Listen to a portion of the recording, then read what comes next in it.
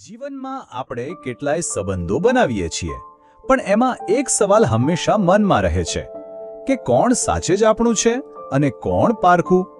હવે આ સવાલનો જવાબ શોધવા માટે આપણે કોઈ નવી બુક નહીં, પણ ચાલો હજારો વર્ષ પાછળ જઈએ અને મહાભારતના પાના ફેરવીએ. અને આ કન્ફ્યુઝન કાંઈ નવું નથી, ખરું ને? સદીઓથી લોકો આ જ વિચારતા આવ્યા છે કે ભાઈ કોના પર ભરોસો કરવો અને કોનાથી દૂર રહેવું. આ ખાલી એક સવાલ નથી, પણ સાચું કહું તો જીવનની સૌથી મોટી ચેલેન્જ છે. આપણા બધાના જીવનમાં આ મોડ ક્યારેક તો આવે જ છે. તો નવાઈની વાત એ છે કે આનો સૌથી સચોટ જવાબ છે ને, એ કોઈ મોડર્ન સેલ્ફ હેલ્પ બુકમાં નથી. એ છુપાયેલો છે આપણા પોતાના પ્રાચીન મહાકાવ્ય મહાભારતમાં. અને યાદ રાખજો, મહાભારત ખાલી એક વાર્તા નથી, એ તો માણસના સ્વભાવને સમજવા માટેની એક ઊંડાણપૂર્વકની ગાઈડબુક જેવું છે. તો આ જ્ઞાન આપણને ક્યાંથી મળે છે?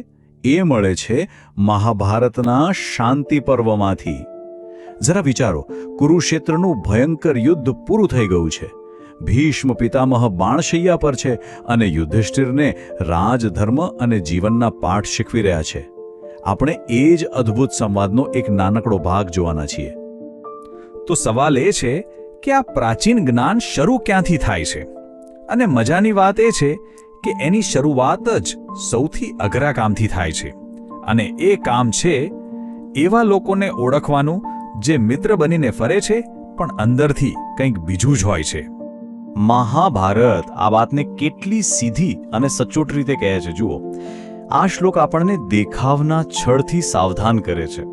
મતલબ કે જેવું દેખાય છે એવું હંમેશા હોતું નથી.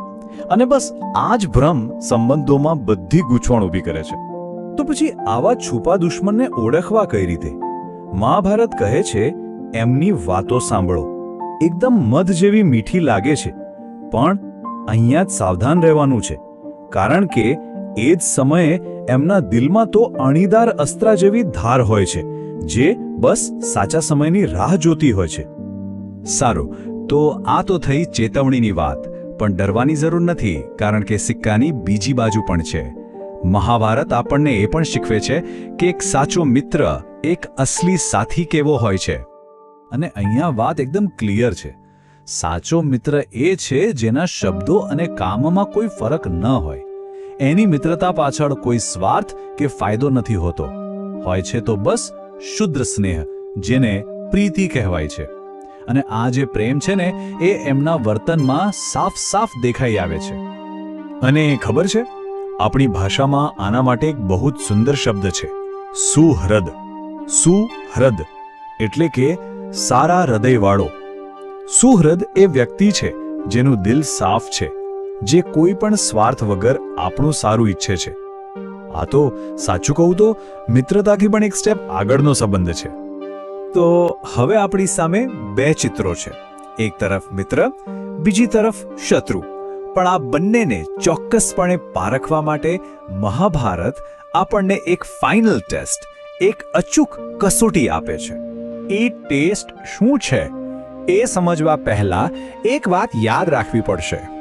શબ્દો બહુ ભ્રામક હોઈ શકે છે. મીઠી મીઠી વાતો કરવી એ કોઈ મોટી વાત નથી, એ તો કોઈ પણ કરી શકે છે. પણ વર્તન ક્યારેય જૂઠું નથી બોલતું. કોઈ વ્યક્તિ શું કરે છે એ જ એના સાચા ઈરાદાનો અરીસો છે. સાચું સત્ય હંમેશા આચરણમાં, એમના વ્યવહારમાં જ દેખાય છે.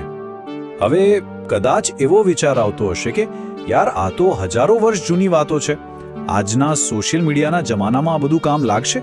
તો ચાલો જોઈએ કે આ પ્રાચીન જ્ઞાનને આપણે આજના જીવનમાં કેવી રીતે લાગુ પાડી શકીએ. જુઓ, આ જ્ઞાનને આપણે એક સિમ્પલ 3 સ્ટેપ ગાઈડ તરીકે લઈ શકીએ. સ્ટેપ 1, કોઈ શું બોલે છે એના પર નહીં, પણ એ શું કરે છે એના પર ફોકસ કરો. એમના કાર્યોને જુઓ.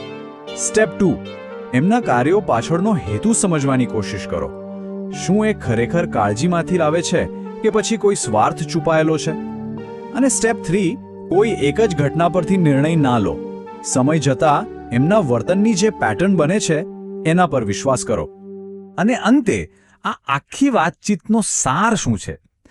સાર બસ એટલો જ છે કે મહાભારત મુજબ કોઈ પણ વ્યક્તિ જન્મથી મિત્ર કે શત્રુ નથી હોતી. વ્યક્તિ પોતાના કર્મોથી, પોતાના વ્યવહારથી જ નક્કી કરે છે કે એ કોનો મિત્ર છે અને કોનો શત્રુ.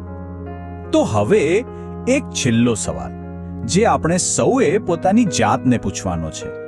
શું મહાભારતનું આ શાશ્વત જ્ઞાન આજના આપણા જટિલ સંબંધોને સમજવામાં અને સાચા ખોટાની પરખ કરવામાં એક દીવાદાંડી બની શકે છે? આનો જવાબ કદાચ આપણે બધાએ પોતપોતાની રીતે શોધવાનો